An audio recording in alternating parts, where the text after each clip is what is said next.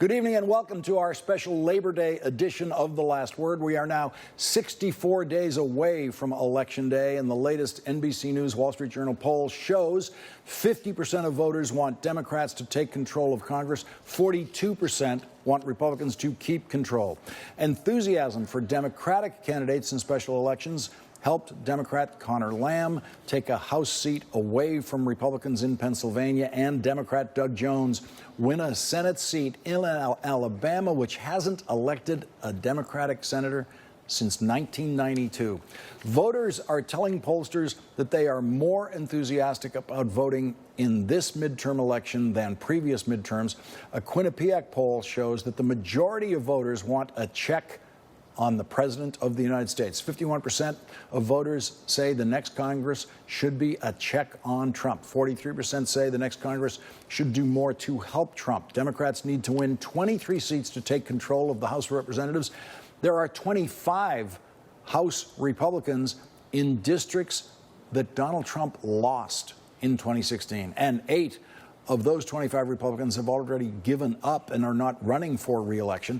If Democrats win control of the House, Adam Schiff would become chair of the House Intelligence Committee. Elijah Cummings would become chair of the House Oversight Committee with the authority to investigate the many scandals of the Trump administration, including Commerce Secretary Wilbur Ross's business conflicts of interest, as well as the president's business conflicts and his possible violations of the Emoluments Clause of the Constitution. And the New York Congressman Jerry Nadler would be the chair of the House Judiciary Committee, where impeachment proceedings originate. A Fox News poll asked voters, how likely do you think it is that the special counsel Robert Mueller will find Donald Trump committed crimes or impeachable offenses? 59% think it's likely Robert Mueller will find Donald Trump committed crimes or impeachable offenses. 34% say not at all. But impeachment is not the #1 issue on voters' minds.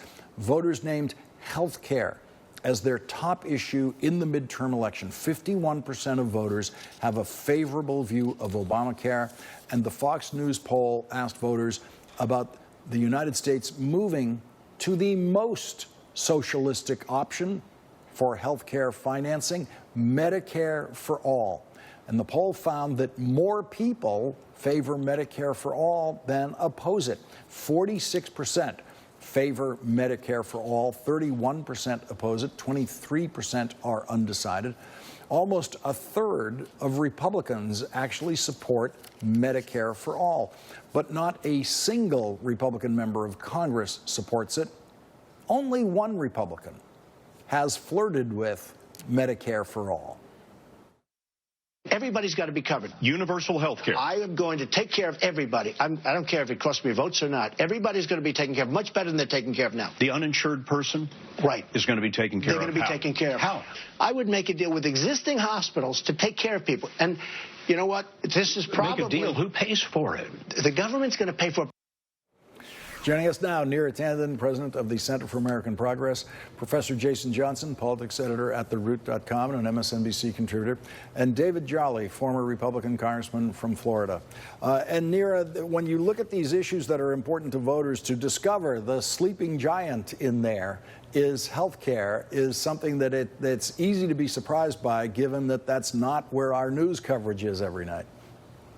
No, but obviously over the last couple of years, and particularly over the last year and a half, voters have seen a rise in premiums. They, you know, even though it doesn't dominate the news every day, Donald Trump has tried and worked very hard to sabotage the Affordable Care Act.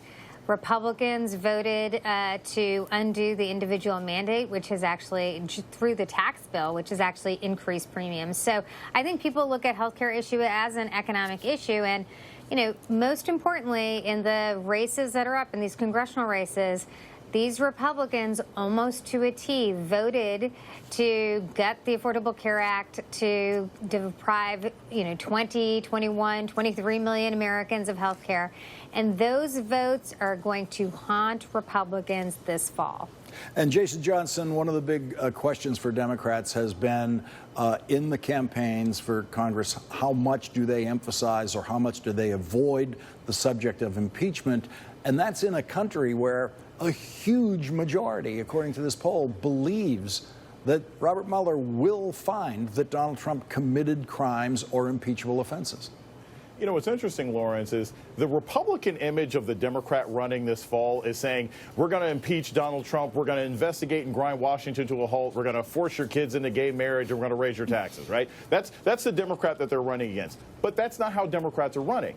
They're running on health care. They're running on checks and balances on the government. They're running on cleaning up corruption. And so impeachment, I've always argued, that's a long-term goal. That's after you've already made the playoffs. That's only if the Democrats retake the House by probably 30 or maybe 40 seats and then possibly retake the Senate. So I think impeachment is way, way down the road. Democrats are very smart to not be running on impeachment unless it works in your particular district. And I think Republicans are trying to use that as a red herring, but it's not working because Democrats are keeping these locally based campaigns on the issues that really matter to people. David Jolly, another part of this poll indicating that it's all about Trump. Quinnipiac poll question. Is it important that a House candidate shares your view of Trump? 58% yes, 39% no. And it's 66% of Republicans say yes, 63% of Democrats say yes. That's basically the same within the margin of error. And so that certainly tells you that Donald Trump is an issue. Donald Trump is the #1 issue, and as much as we like to have debates over policy issues, and we should, if you look at just the Republican primaries and special elections, we know among Republican voters the singular issue, the singular litmus test, is a loyalty to the cult of personality that is Donald Trump. And frankly, for Democrats, there's a lot of currency in suggesting that we oppose Donald Trump, we oppose his leadership, we oppose what he stands for. I want to go to Jason's comment a little bit, because I do think it's been smart for Democrats to pivot to talking about corruption and, frankly, releasing a list of items they would investigate. But I do think Democrats have to be careful not to be a little too cute by half here. We do have a president who confessed to participating in an action that a federal judge entered into judgment as a crime in the Michael Cohen case.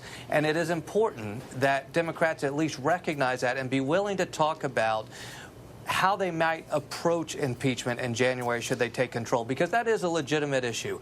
Will Democrats really focus on corruption, or will they open an investigation into whether this corruption rises to the level of impeachment? I think they're right to focus on corruption, but we can't ignore the impeachment conversation altogether. Yeah, Neera, it seems David's point, the impeachment question changed in federal court when Michael Cohen not only pleaded guilty, but he described his conduct in that courtroom, as did the prosecutor, and they both included Donald Trump as a co-conspiring criminal in that very same action that Michael Cohen was describing about paying off these women during the campaign to affect the result of the election. It seems very difficult to try to steer away from what do we do about the President of the United States being accused of a crime when you're running for Congress after that happened. Yeah, no, I think David is 100% right. And look, we do have a situation where the President of the United States is essentially an unindicted co-conspirator as determined by a judge. And so that is very serious. And I think the Mueller investigation is very serious. And I think, look, I think candidates should be really honest about this. But the point is, impeachment is at the end of the process of investigation. Robert Mueller has not issued his report. I think people should say, I think candidates should be honest and frank and say, we have to go where the law and facts are. The fact of the matter, though, is that we have evidence already in front of our eyes of corruption, not only by the Trump administration, but by several members of Congress, several Republican members of Congress.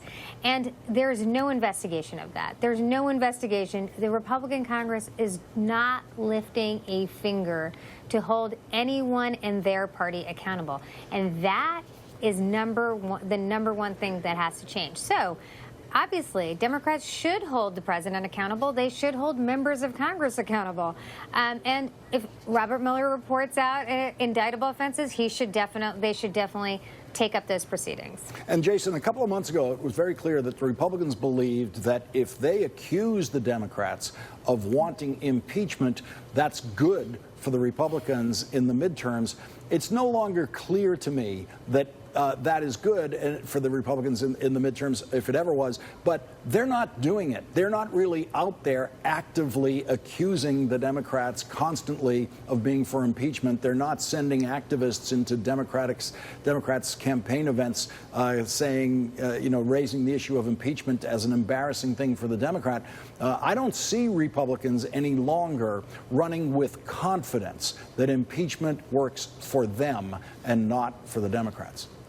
Yeah, it's hard to say I'm running in favor of a corrupt president that pays off prostitutes and insults women. Like, it doesn't work for the Republicans, just like their tax plan didn't really work the way they thought it was going to work out. And I think Lawrence, this is sort of also the larger issue here. Every single campaign is a slick, dynamic experience, right? The candidate has to be able to pat their head and rub their tummy. So if talking about impeachment works in your district, great. That may not work for Connor Lamb. It may work for Lucy McBath, down in Georgia. I think the smart thing that I've seen the Democrats do is keep their races local and understand what matters to those particular voters to get them to the polls in that district, regardless of what anybody else says nationally. And what worked in August doesn't necessarily work in September or October. And we have no idea what the case against the president will be by October. We will find out in October. We're going to leave it there. Neera Tanden, David Jolly, Jason Johnson, thank you all for joining us. Coming up, the day Donald Trump stood beside Vladimir Putin and said he trusted Vladimir Putin